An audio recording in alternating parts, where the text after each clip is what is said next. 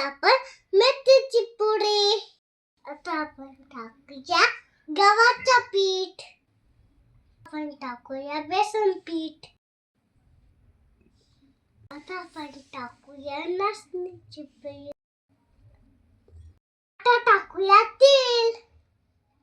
आता टाकूया मीठ. हल्दी पावडर.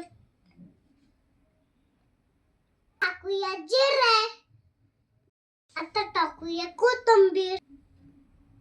आता मिक्स करून घेऊया आणि पीठ मळून घेऊया आणि मग पुडी बनवूया. पीठ भिजून घेतलं. आता पुडी बनवूया. आता पुडी लाटून घेऊ. आता छान छान कट करून घेऊ. पुडी बनवून घेतला. आता तळून घेऊ.